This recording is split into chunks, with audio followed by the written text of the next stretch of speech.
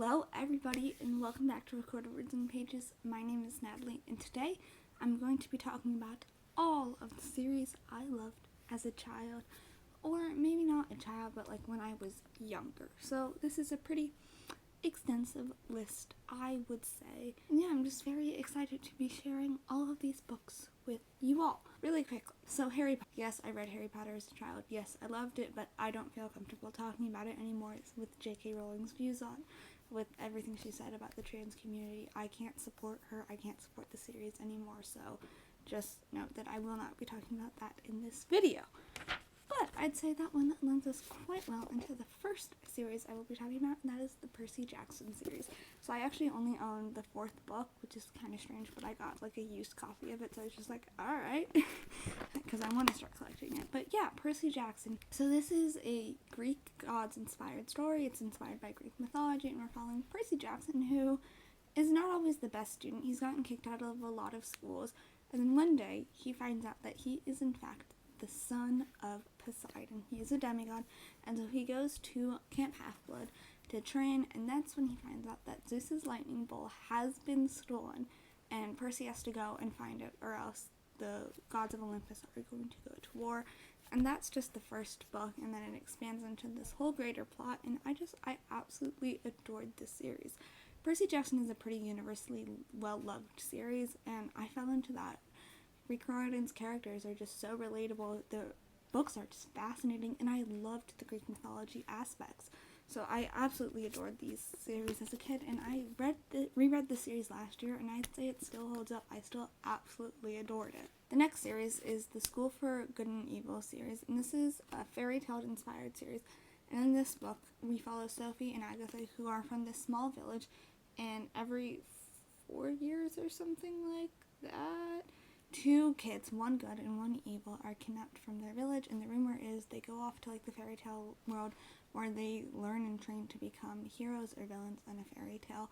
And it follows the 2 of them, who are Sophie, who is good and with pink dresses, glass slippers, and devotion to good deeds, wants to go to this good school of good, and then Agatha, because she wears black dresses, has a pet cat, and doesn't like people, everyone just assumes, oh, you're going to the school for evil, and then they get swept into the forest to go to these schools, and it's their adventure, and I loved it. This is a 3-book series, that trilogy, and then there's actually another series that takes place after this series, and I have not finished that series. I read the first 2 books. I haven't read the 3rd one because I feel like I should probably reread this series because I loved it. Fairy tales were also something I liked as a kid, and this book is definitely a bit darker than expected, and I loved the female friendship between Agatha and Sophie. This book it warmed my heart, and there's like a love triangle in it, which I don't really like them nowadays, but I loved it in this book, and yeah, I really enjoyed this one. Another fairy tale inspired one, and this is probably what I would say was my favorite series as a child, is the Land of Stories series by Colfer. And actually, I own the whole series. So yeah, the series is composed of The Wishing Spell, The Enchantress Returns, A Grim Warning, which I don't have to discover to anymore, Beyond the Kingdoms, An Author's Odyssey, and Worlds Collide. And this series was just so amazing. Like, I kind of, in some ways, view it as like the original trilogy and then like a second half of the trilogy, but it's really not that. It's one expanded story. It's a 6-book series, and once again, I absolutely loved this series. And then in this world, we're following Alex and Connor Bailey, who are twins, and basically one day their grandmother gives them a fairy tale book that she's read to them for their entire lives. Like, she's always read to them for them, and then they fall into it, and they just fall into the land of stories and discover that fairy tales are real. And so the first book follows them as they go around this land trying to collect the wishing spell, which is a spell that basically allows people one wish, and they're going to use it to try to get home. And yeah, and obviously it just expands from that, and I adored this series. Something about the magicalness of falling into a world that you didn't know existed, but you know you belong in, is just amazing. I love the way he worked in all of the different like fairy tales. There's so many different fairy tales in this. And the greater conflict of the series was amazing. Like, Oh my god, it was fabulous. The cast of characters, it grows way beyond just Alex and Connor to include so many different fairy tale characters, and it's just amazing. And something I liked about this is it kind of like gives a glimpse as to like what happens after the end and like what happens next. And I loved this series. Like, it's hard for me to put into words just like how much like, I don't know, little Natalie just needed this series, needed the whimsy of it, and it's one of my favorite series of all time, and I actually really want to do a 24-hour readathon where I reread this series. That was another one I really loved. Probably around the same time I was reading that series, I was also reading the Theodora Boone series, which I don't have the first book or the last book in, I think, but I own the rest of them. So yeah, I own almost the whole series in this one, and in this book series, I couldn't give you a synopsis of the first book because they're all kind of, they don't follow a consecutive plot really, they're all just like individual adventures, and we're following Theodora Boone, who is the son of two lawyers, and he wants to be a lawyer too. The first book's like Theodora Boone, kid lawyer, and it's just following him as he goes on these different adventures. I think the first one is he's trying to solve a murder case, the second one his friend disappears. There's just a lot of them, and I really enjoyed this series. I don't know if I would reread these. At the time I read these, I really wanted to be a lawyer, and that was like really what I was dead set on. Those aren't my career goals anymore. It's been like 5 years, and obviously career goals change, so yeah. But like, for Natalie, who wanted to go into law and really wanted to be a lawyer, these books were perfect for her. I mean, I can't remember a whole ton about all of them, but I just know I really liked them. They're kind of short. I liked the mystery aspect. I don't think I was really in these for the characters, but the mystery aspects I really enjoyed. I remember like, and also really twisted in some ways, because like the first book teaches you how to strangle someone, so yeah, little Natalie was going around school going, oh, I know how to strangle someone. Yeah, okay, so that was these. I really enjoyed them as a kid, but I'm not quite sure how I would feel about them now, just given that my passions aren't the same anymore. But for Natalie, who loved law and loved murder mysteries, well, I still love murder mysteries, but wanted to get involved in law, these were the perfect thing for her. Next up is a series that I just have extremely mixed feelings on, and that is because I actually read it last year, and that is the To All the Boys I've Loved Before series by Jenny Han. I have the whole series, and I liked this at the time I read it. I really did. I loved Laura Jean. Well, I guess backtracking a bit, this book is about Laura Jean, who writes love letters to all the boys she falls in love with. There's like 6 of them, and then she puts them in her hat box and never mails them, and then one day they get mailed. And so she has to start fake dating Peter Kavinsky, who is one of the boys that she wrote a love letter to, because another boy that she wrote a love letter to was Josh, who was her sister's boyfriend, and her sister just broke up with Josh, and that is very awkward. But I mean, at the time, I really liked it. I really liked the romance between Laura Jean and Peter. But like, I reread this series last year in quarantine, and there was just something about it that I was just like, oh my god, I can't stand.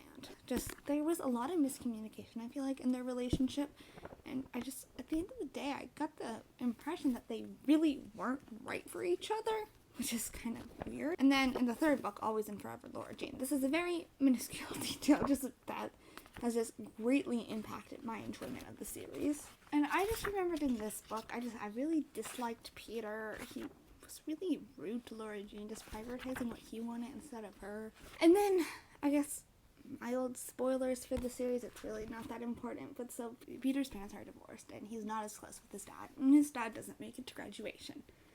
And he gets really annoyed because his dad calls to apologize and explains that one of his sons, who he had with his new wife, had an allergic reaction, and they had to take them to urgent care, and Peter's just like, I don't even think he's really that allergic. When I eat strawberries, my tongue itches. Big deal. And just is completely rude to, like, doesn't understand the fact that allergic reactions can be quite serious. And this is something that I'm personally very sensitive to, as I have severe allergies. I have a severe peanut allergy, and I've been in the hospital before because of it, and just, that really rubbed me the wrong way, and I was just like, okay, nope, I can't stand this anymore. So, oops, didn't really mean to ruin one of my favorite series, but you do that sometimes. The last one I physically own is the Keepers of the Lost City series by Shannon Messenger. Another one that I haven't finished because I don't think it is finished, but I do want to reread all the books so I can finish the series when the final book does come out. I did attempt to do, like, binge all of them at once, but that didn't work so well because they're thicker books and the plots do get fairly similar, but you know what, I think if you're reading them, like, spaced out, that's not that much of a problem. And so this book we follow Sophie, who is a telepath, and she lives on Earth, and she always knows there's something different with me. I'm not like everyone else. And then one day she meets Fitz, a mysterious boy who can also read minds, and then she discovers that she is an elf. And she has to travel to the elf world, and then there are secrets buried deep in Sophie's memory, secrets that other people desperately want. And it's basically a mystery of her finding out what she is, as weird as that sounds. So, I don't know. I love this series.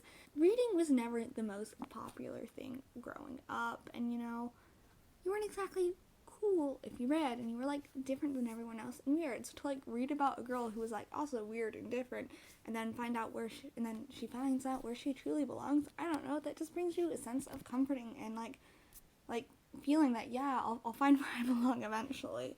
And I remember I liked the characters in this. The plot was really fascinating, and there is like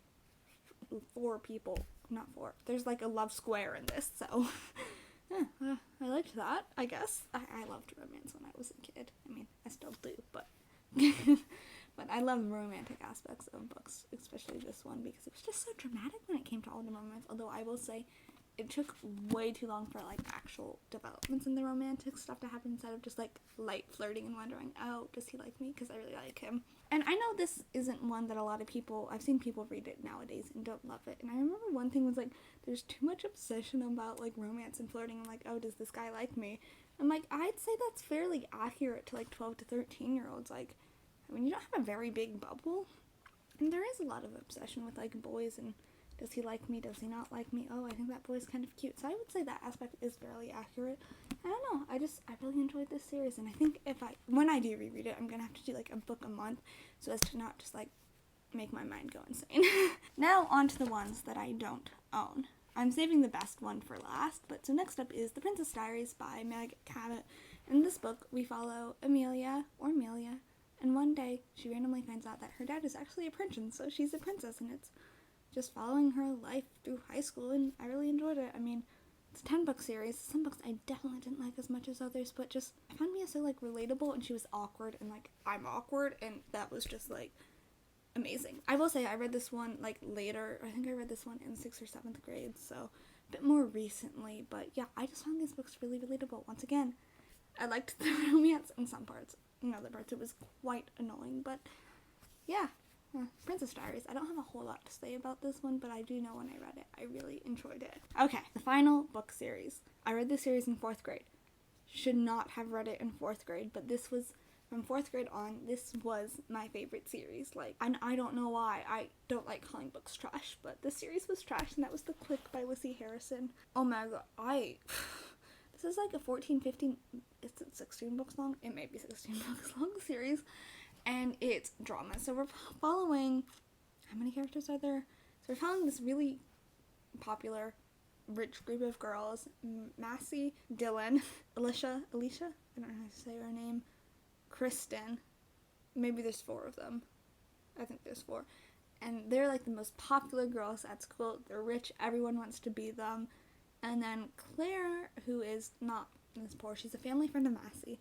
And she moves in kind of on the guest house, and the first book's basically about her trying to become part of the group, and then it's just their adventures throughout middle school.